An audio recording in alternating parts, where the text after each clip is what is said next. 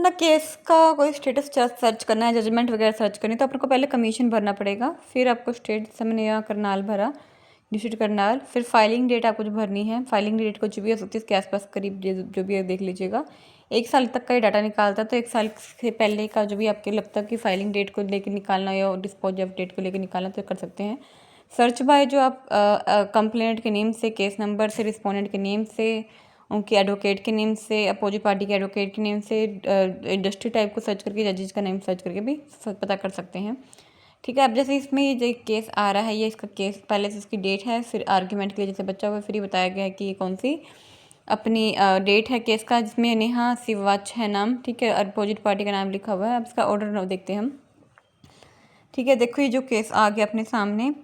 ठीक है। अब ये 12 दिसंबर 2024 का इसका ऑर्डर आया है, आर्ग्यूमेंट के लिए है, एडजर्नमेंट। ठीक है, इसके लिए रोका हुआ है। तो इस तरीके से जो भी आपको अपने केस से रिलेटेड ऑर्डर वगैरह देखना है तो इस तरीके से आप देख सकते हो।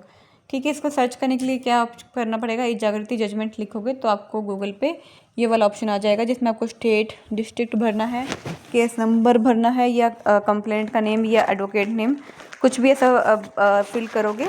ठीक है। कैप्चा डाल के आप अपना केस का स्टेटस चेक कर सकते हो।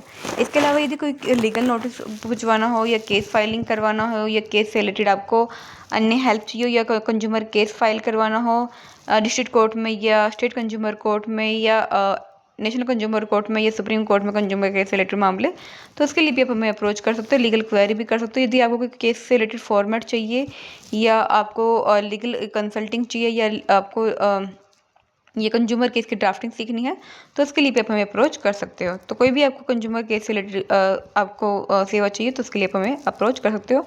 चैनल को लाइक सब्सक्राइब शेयर करना ना भूलिएगा।